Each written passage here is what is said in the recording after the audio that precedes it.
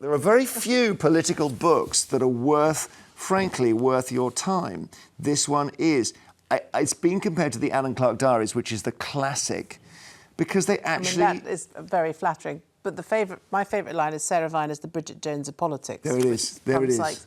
Which is basically what I am. There we are. Yeah, so Sarah was, as I say, not a relation, although everyone thinks we're brother and sister. You were married to Michael Gove during all the chaos. That is not a good picture of my ex-husband. Where do we even start? So the very interesting thing about this is obviously it takes in Brexit, but from a very personal perspective. And you came out that Michael Gove campaigned for Brexit. It went through, you didn't expect it to. You came out with this great line the morning after from the Italian Job, which was... You were only supposed to blow the bloody doors off. I'm not going to do the Michael Caine accent. You should do the Michael Caine accent. You were only supposed to blow the bloody doors off. Yeah, see, that's good. That's it. That is good. And meaning that we thought we'd get a little way. I don't know what I meant. I mean, you know, you have to remember, the whole thing was just a sort of absolute nightmare from start to finish. And for me, particularly, I was sort of caught in the middle because... you know, my parents emigrated to Italy when I was 5. I grew up in Italy. I went to Italian schools. All my family live in Europe. My brother lives in Spain. The whole referendum was a nightmare for me because Michael was very clearly, you know, leave because of his life and his world. You know, his parents, he was adopted when he was a baby by Ernest and Christine. They were from Aberdeen. His whole adopted family were fishermen. So there was his father lost his job and his business because of the EU and the fisheries stuff. So it was very personal for him. And, you know, we were very close. I was very close. I didn't know that. I mean, until I read you about... No, I didn't know he had a big fishing thing. Obviously, I know he was adopted. So, yes. So it seems like a particularly narrow angle to come at it from, but that's how we all function. His father's sort of...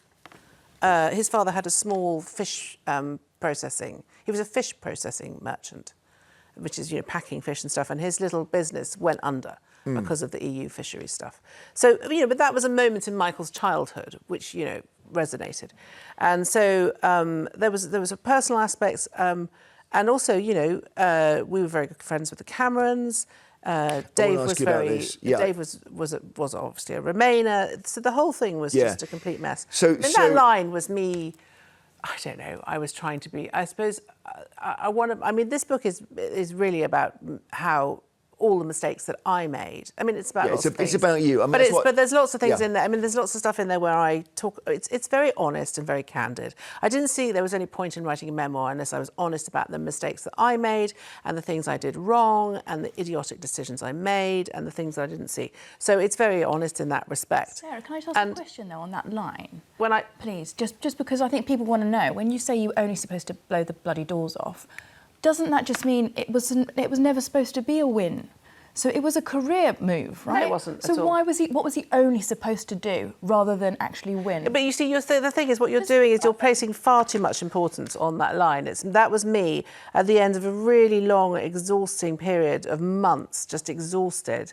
And I just you know, I don't know if anyone's familiar with this, but when sometimes you just try and diffuse the tension with a line that you think is I kind of understand. What you're saying is we only wanted to open the argument. Yes, here. exactly. Blown the whole thing up. It wasn't about, like you know, I'm sure Michael Gove wanted to win the argument, win the referendum. What he didn't want to do was to bring down the Conservative government or, you know, destroy David Cameron's leadership. Just the country. Prime Minister. Just the country. No, not the country. To further harm the fishing industry that you say was the motivation for him actually pushing for leave. No, it was the referendum. So he didn't want the referendum in the first place, and he told Dave not to have this referendum. So Dave wanted to have the referendum. That's fine. He was Prime Minister. He called the referendum. The country was asked a question. The country voted. But why, if he didn't want it? Let me ask. Why, if he didn't want it, did he then decide to campaign so strongly for it? I want to ask you a question about. Let me ask. And Euros, because he was always a Eurosceptic. I do want to do the whole why thing on Brexit. shouldn't he campaign for it? Sorry, Marina. Can you explain to me why he's not allowed to campaign? Absolutely, for what it he is believes well in? Within his rights to campaign for something. What it is not within his right to do, as an elected politician is to pump out lies. He didn't pump out lies. He pumped out the 350 million to the NHS. He did. He pumped out that Turkey joining the EU. He pumped out that there would be. He said the Brexit trade deal with the EU would be the easiest thing in history. He talked about how none of our travel rights would be impacted. He pumped out lies. Well, and as a result, he had a that's not responsibility. true. That's not true. Okay. In their plan, that would not have happened. All right. But as we know, may I just finish? No, listen, I'm just trying. I was going to get onto other things in your book, but it's as interesting. we know, because of a variety of other factors, Brexit did not go as planned, and that was the problem. Because there was no plan. No, there was a plan. Were you there? What was the plan? What was the plan? They had an absolute plan. The problem that no deal. What happened was that there was a sort of enormous explosion, and then everything collapsed. And then Brexit was, then we ended up with Theresa May, who did not want Brexit. So we just didn't get the Brexit that we wanted. That's the reason it's all fallen apart. All right. Yeah, okay, correct. I'm going to pause it here. Okay. I'm going to just tell, because Sarah's... Sorry, excuse me. Why is it handy? Because it's a very convenient out for the people who engineered this. But it's true. So you're telling me, had your ex-husband I think if got Michael... what was the deal that he wanted? It was going to bring cheaper food, cheaper everything else?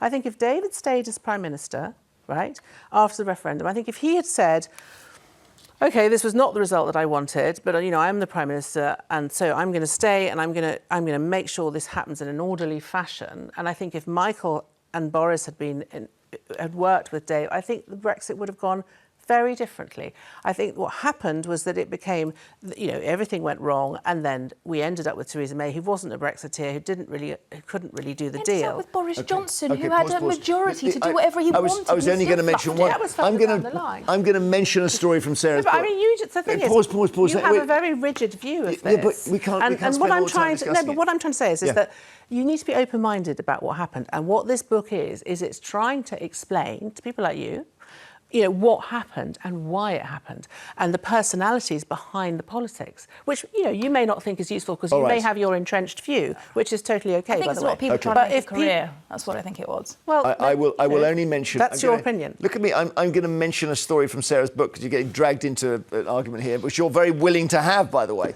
Well, I'm not. It's not an argument. It's a debate. No, I know, but listen, it's fine. This is the joy of the book. So Sarah and Michael Gove, great friends with the Camerons, Dave, as you call him, and Samantha.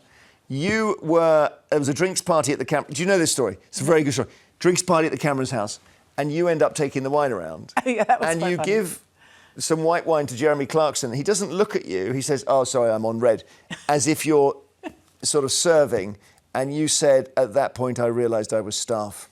And well, isn't that interesting? And it's a slightly, you might even relate, Marina, in the feeling here, it's the posh boys running it. Yeah, I mean... And you do make a thing about class. Yes, it's funny, because when I wrote the book, the class thing wasn't really in the forefront of my mind, but lots of people have picked up on it. So it's obviously subconsciously something that I'm, aware of and concerned about. And, We're going to move on. No, that's fine. We had a great debate about the book there. That's what it does.